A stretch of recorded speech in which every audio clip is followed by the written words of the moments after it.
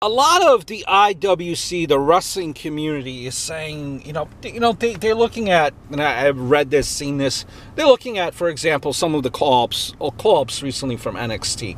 Take like an EC3, for example, and everyone is saying they're happy that Omega and Cody did not come back to the WWE. Kind of as this is what could have happened if they came back. Kind of like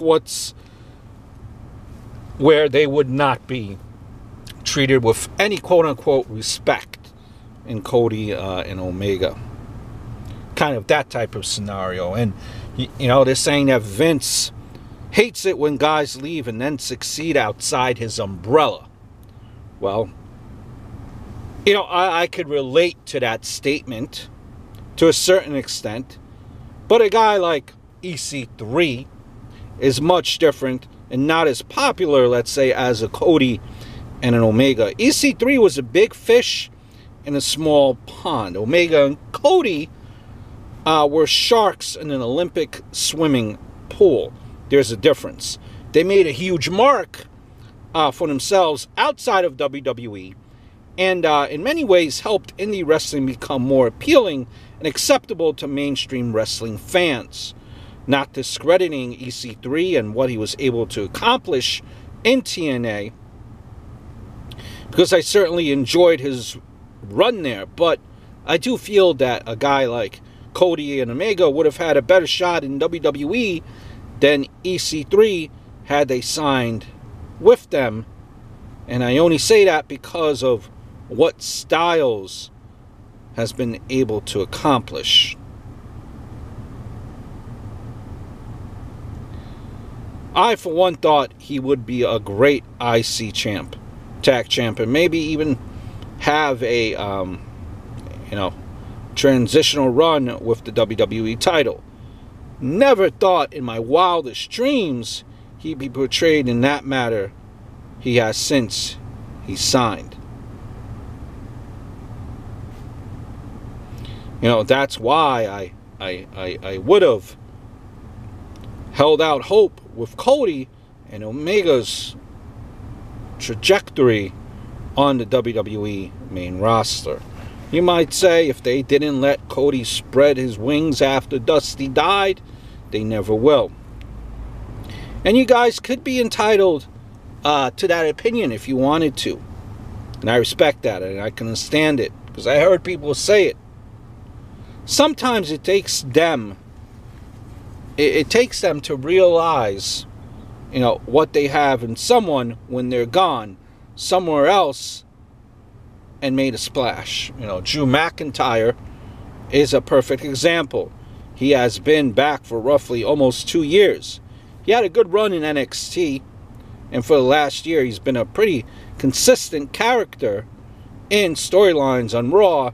Even though he's not the champ, he's getting used to his potential. He's getting used to his potential, and better than his first run with the company, and he's still got a ways to go. Each situation is different, but overall, I do understand why people would feel that way. And you might say, listen, it's been always clear Vince has always had a hard-on for Dusty, which is carried on to his boys. No, and we've heard other people, others say that. It's not egregious to think that. Have you ever heard a story about, Bruce and Pat pitching to Vince the idea of Dustin Hulk at Mania 9? 93 that was. And on Bruce's podcast, he recalls going to Vince with Pat and pitching the idea of Dustin versus Hulk at Mania. Vince didn't, jump out of his seat over the idea, but he didn't turn it down either.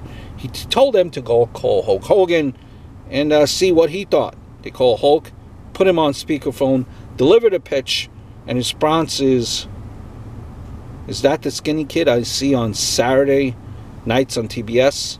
That's not going to work for me, brother. Come up with something else. That's when Vince hung up the phone and told them to come up with more ideas for Hogan at Mania. They're all on the podcast. Even though Vince never endorsed the idea when it was pitched, he thought enough of it to hear it out. Dustin was a mid-card WCW guy by that time. I don't feel he would even consider calling Hulk to pitch it, to him if Vince has, has such a hard-on for the Dreams kids. That's just my take on it. But I did find it fascinating that was pitched for Hogan back then. That's also the same year that they pitched Scott Steiner winning the Rumble and challenging Bret at Mania.